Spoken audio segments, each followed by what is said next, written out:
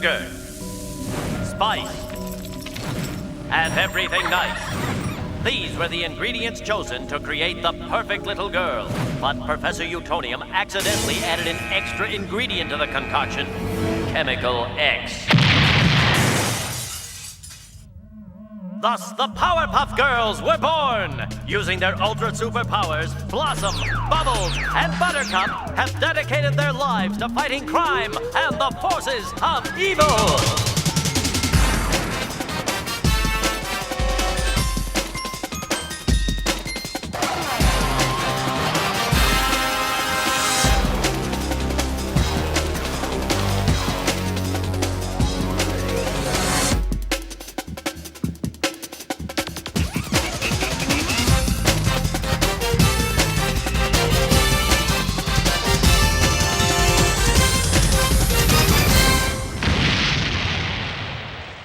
Hello, you're listening to Storytelling Saga, the podcast that shares stories.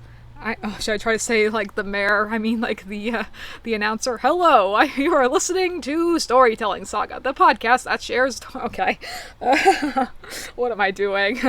Where was I? I'm your host, Allie, and this week I am discussing the Powerpuff Girls movie, directed by the series creator Craig McCracken.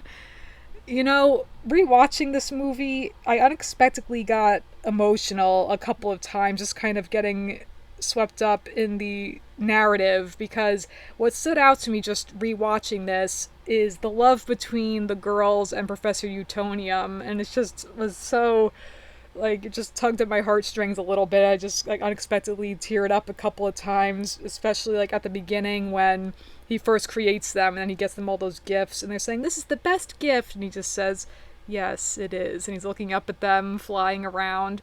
And then also, when they're on that, I always thought they were, like, on the moon, but, like, when they're on that asteroid, and then they like, so far away in space, hear everything going on in Townsville, and then they don't know, like, what to do. But then once they hear that Professor is in trouble, that's when they rush to him, and it's just, oh my gosh. So the love between a parent and his children, and it's just, you know, so precious.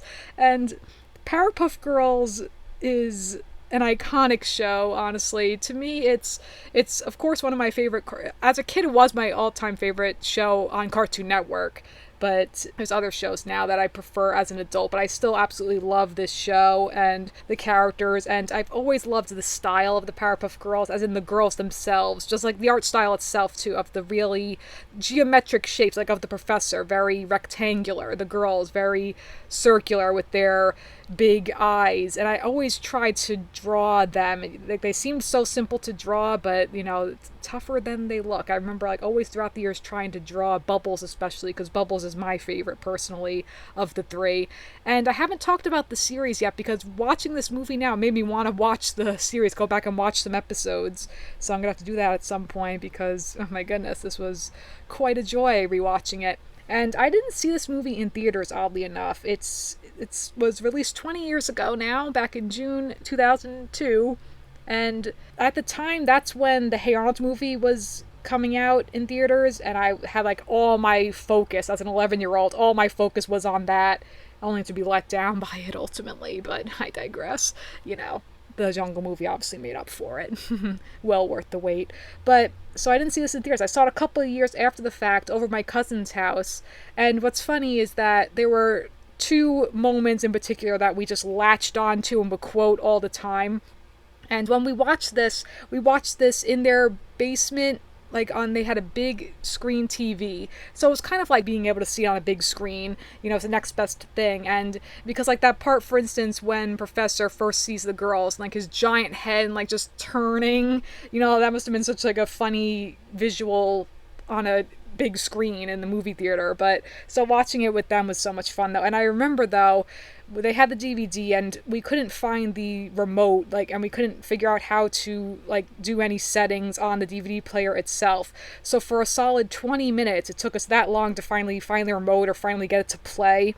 And on the DVD, like, it would be looping, like, after, like, 5 minutes, it would be, you just gotta press the play button, not that hard. I'm pretty sure it was Tom Kenny, you know, as the announcer guy, like just doing that. It's like, just press play, not that hard. It was like every like minute or so, and we're like, we're trying.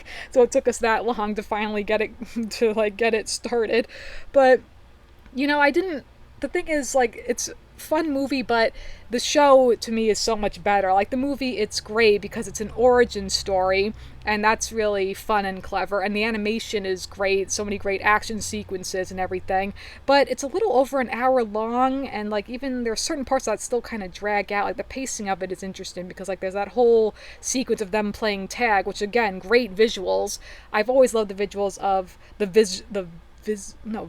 oh my goodness, my brain right now. Visuals, I said it right, of oh my goodness, apologies. I was about to say Butters, as in Butters from South Park. Blossom, Bubbles, and Buttercup with their pink, blue, and green respectively. And I do also like how we see with the classic sugar, spice, and everything nice.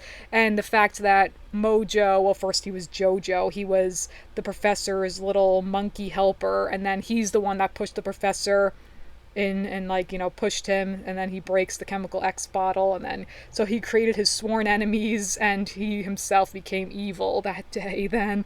So that's funny. I'm pretty sure that was addressed on the series itself too, though.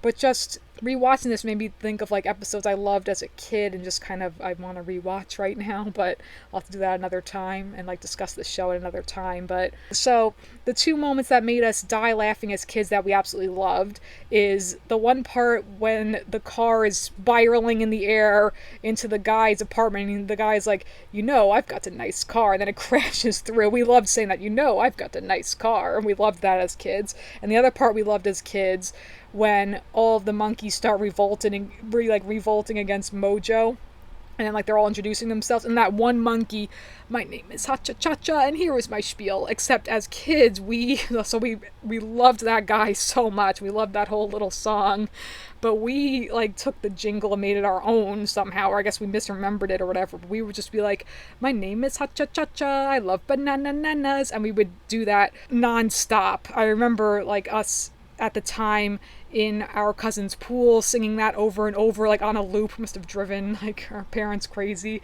And also when we would go to our grandma's house, like walking the streets of Brooklyn. They lived in Brooklyn, my grandparents, who since passed, but we would be like, my name is Cha-Cha-Cha-Cha, I love banana-nanas. Like, we would be screaming that as kids, like, walking down the street, and no one batted an... No, like, that was, in hindsight now, I'm realizing that was very nice. They just let us, like, be loud, obnoxious, annoying kids, screaming and singing and having fun, so... But, my goodness. So those were, like, the two things that we loved as kids. And me, as an adult now, as I said, what I loved is seeing the love between the girls and the professor, because it's just so, so adorable. And what's great is, of course, with Blossom, Bubbles, and Buttercups, like when they're introduced, like when he gives them their names, it's like, you'll be Blossom because you are the first one to open up to me, and then Bubbles giggles, oh, and you'll be my sweet little Bubbles, and Buttercup, because it also starts with a B. Like, she's so excited, and she just frowns, like my name's not special. Oh, gosh. And what's great, like, they each have their distinct personality, of Blossom being the leader and kind of a know-it-all in a sense, Buttercup being the extra tough one, and Bubbles being the cutesy, adorable one.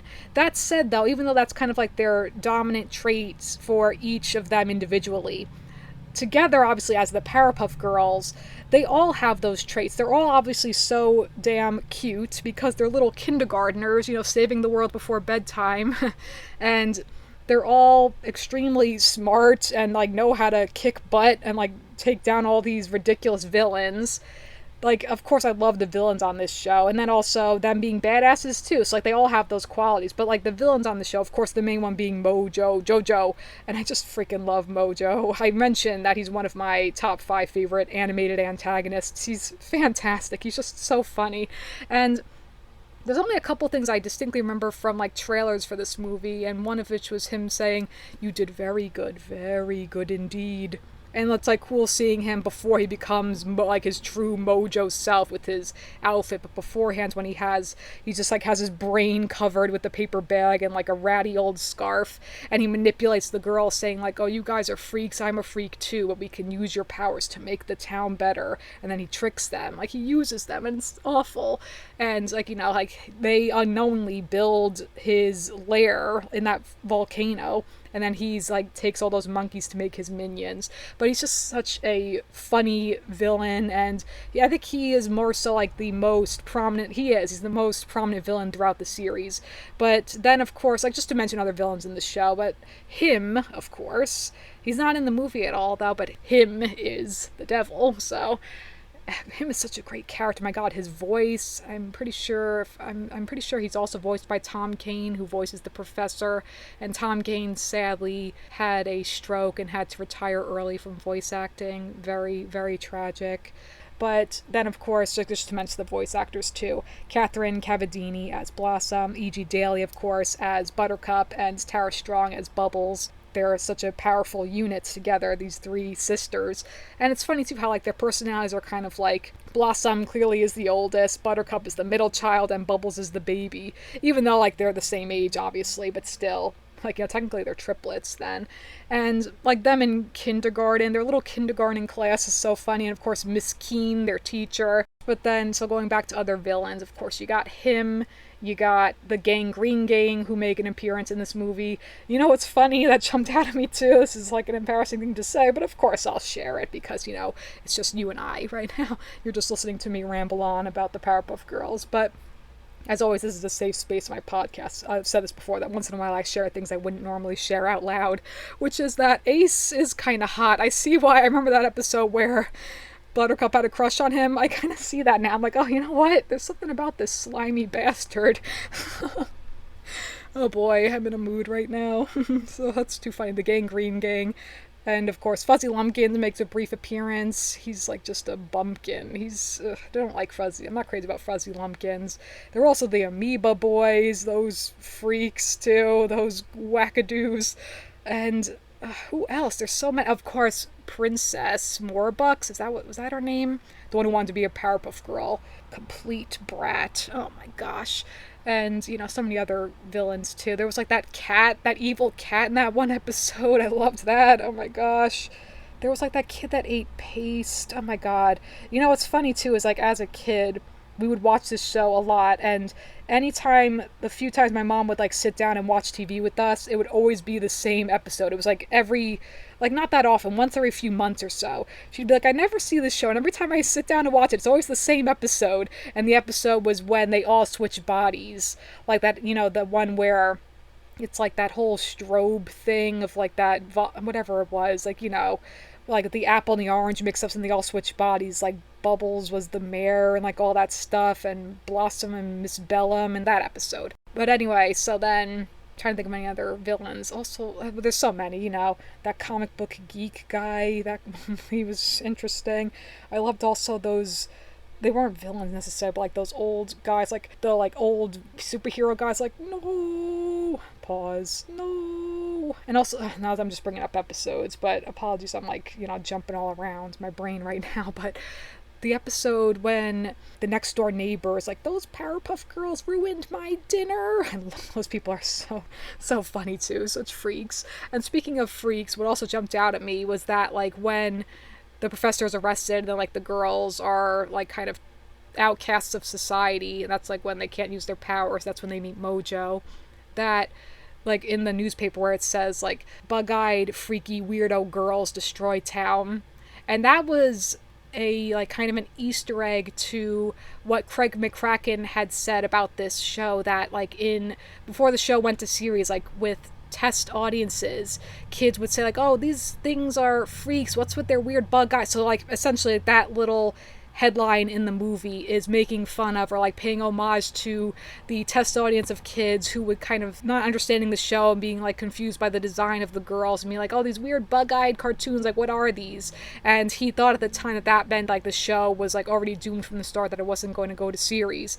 But then what the executives had told him was that actually it's a good sign that they are reacting to it, even though it's not necessarily a positive reaction, because what they wouldn't want no reaction at all. If they were just kind of bored and not saying anything about it, that would be a bad thing. But since they had such strong reactions, though it was like in a way negative, like, oh, weird bug-eyed characters, it worked out for him obviously in the long run, and obviously the show had a long run of 10 years. Well, like, not really. Like, it had 6 seasons or something, but then I know it had like a 10th anniversary special and everything, and we don't need to talk about the reboot, you know. But so anyway, of course, I also got to mention the mayor, voiced by Tom Kenny as well. The mayor is so funny, and this movie just shows his incompetence. He's just like, oh boy, and then of course Ms. Bellum shows up, his much better half, I guess she's his assistant, or his secretary to whatever. And obviously there's that whole thing about, oh, Miss Bellum is an inappropriate character because she's like sexualized. But the whole point, and that Craig McCracken had said too, is that the whole point, of course, it's like Sarah Bellum, like cerebellum, your brain. That's making fun of like, oh, these women that are just treated like objects. But really, like, what's the one asset she's hiding is her mind. So that's why you never see her face, because it's like her brain. She's super smart. Without the mayor, he's like already so useless. Even like, you know, the fact that he always has to call the Powerpuff Girls, with this being the origin of that, like, oh, maybe we can call you sometime and you can like help save the city. So then, you know, the classic telephone with the buzzing nose, you gotta love that too. So it's too funny. So the mayor, though, just wanting his pickles. He's so funny. I love his design too. Like, he's kind of like the Monopoly guy, of course, with the monocle, the little top hat, the mustache. So great. So funny. My gosh. But the Powerpuff Girls, you know, they're iconic. And what's amazing too is, of course, like, they're adorable little girls and they're badasses with their amazing superpowers. They got their, of course, they can fly. They got their heat vision. I remember that one episode where Blossom like discovers that she has ice powers and that the other two don't have that. So then it's like, then they're jealous of that. And then, but like, they all have their own thing too. Like, Bubbles then can talk to squirrels. And there's so many great episodes, like that episode where Bubbles becomes Mojo, and I don't know if it's the same episode, but like the one where like she wants to prove that she's a badass and like, you know, puts like the test thing, the robot thing, like on 11 or something to like make it like really tough for her to like use her heat vision or something. And of course, like, she's got her little Octi, her little octopus stuffed animal. And you know, like, even in the beginning of this movie too, how we see how like the girls can kind of fend for themselves, of course, with their superpowers. And they just put their whole room together, they paint everything, and then like it's like, oh, we need some windows, and then like Professor's like, yeah, maybe right about here, I'll call a contractor. But then they just use their laser vision. It's like, oh, or that will work, just make the 3 oval shaped windows. And so then like he knows, like you know, it's like, let them do their own thing. But then, like, you know, even like when they're making, it's like, okay, girls, let's have some lunch. Like, they make all the peanut butter and jelly sandwiches. And then he just like, you know, he just like smiles, like he's covered in peanut butter and jelly. He just sets down the milk. So it's like he knows his place, that like, you know, like, yes, they are superheroes, but they're also little girls. So it's like he's there to nurture them, care for them, and guide them. It's like when he takes them to school, and like, you know, again, it's just so sweet, his love for them, their love for him. Like, it's adorable. Like, he created them, but they're his kids. Like, I just, you know, I found it very heartwarming, and like, it just made me like, you know, it was very touching to me watching it. And of course, like, you know, then there's just like small things, like with, like, mostly for the most part, they're like a great solid unit in this movie. Like, even then later on when it's like kind of like Godzilla-esque with Mojo like huge and saying like, oh, well, you are freaks, and then you and I, like, we can like rule together. And they're saying, no, you, because we are stronger, we are invincible, that's what makes us know that we have to defeat you, because you are evil and you're a monster. So like, them really taking him down. And because there is like that little conflict though when like they're on that asteroid, and then Blossom and Buttercup are fighting and poor Bubbles is crying. So like, they each like kind of have their moment, like when they're destroying all these monkeys. Like, they murder all these damn monkeys. Like, you know, it's crazy, because like these freaking monkeys taking over.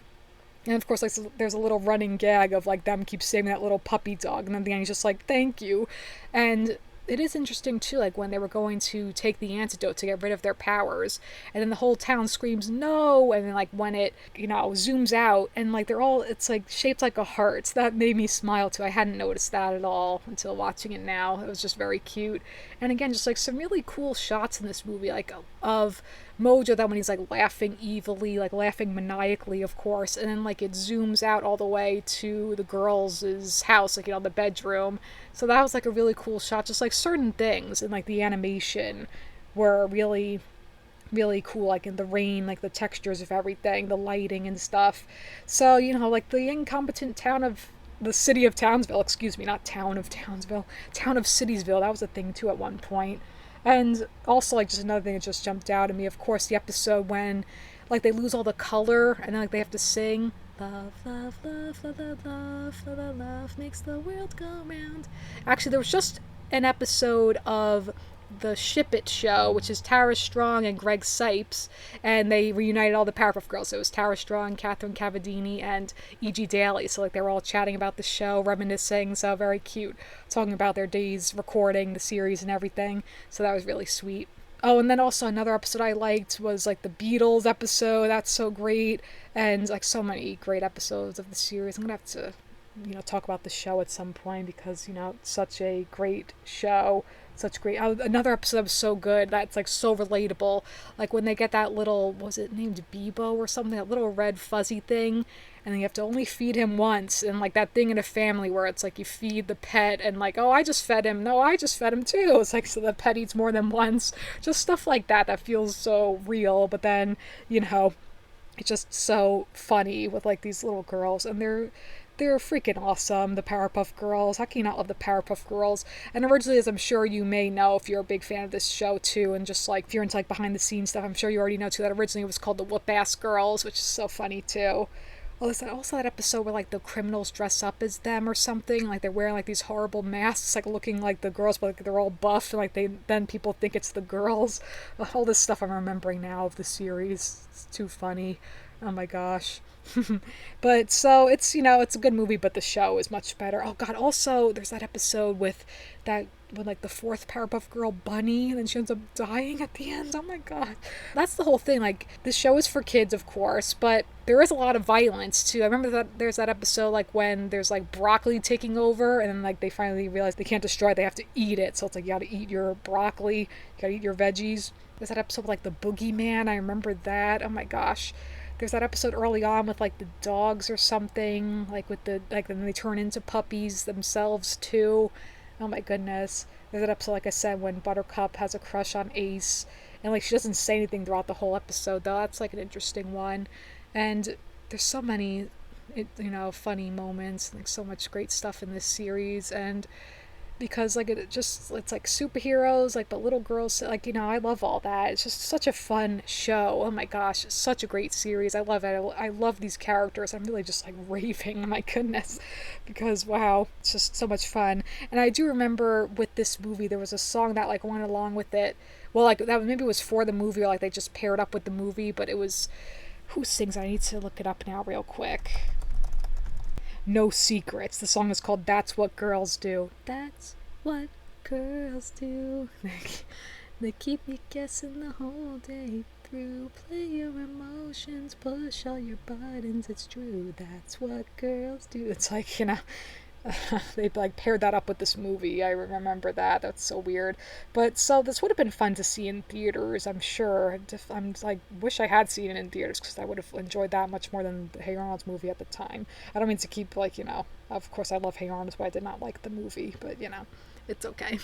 And actually also this was around the time that Lilo and Stitch came out as well, which, as I mentioned just in the previous episode, that was such a fun movie-going experience because we were the only ones in the theaters, so it was so much fun. So I love this series. These characters are iconic, love the mayor, Miss Bella, Professor, Mojo Jojo, Blossom Butter. I keep saying Butters, my god. Blossom, Bubbles, and Buttercup. Oh my god, what is that? Dedicated their lives to fighting crime and the forces of evil. So good. So like at the end of that too, like so the first time the day has been saved thanks to the Powerpuff Girls. So it's a fun origin story. So it is a lot of fun. It's a great movie, but the show is just so fantastic. I love the show. So, Craig McCracken is such a great animator and writer and artist. And obviously, he created many other shows too that are so great. I've talked about in the past. Foster's Home for Imaginary Friends, such a good show. His latest show, Kid Cosmic, I've meaning to check that out too on Netflix, so we'll see. And of course, Lauren Faust, his wife, who worked on the series too, and they worked on Foster's together also. And also Gendy Tartakovsky, who of course created Samurai Jack and Dexter's Lab and now Primal. He's obviously a fantastic storyteller too. I gotta talk about his stuff still. So, it's just such great stuff. I love the Powerpuff Girls. You gotta just harness that badass yet cutesy energy. It's fantastic. Badass, smart, and adorable. That sums up the Powerpuff Girls. Sugar, spice, and everything nice. And with that, that's going to conclude this week's episode of Storytelling Saga. Be sure to visit storytellingsaga.com, and as always, feel free to send me any questions, comments, or writing prompts by emailing me at storytellingsaga@gmail.com. Next episode, I thought I'd discuss an episode of That 70s Show. Until then, thank you for listening, and remember, write what you love. Blossom, commander and the leader, Bubbles, she is the joy and the laughter, Buttercup, when she's the time.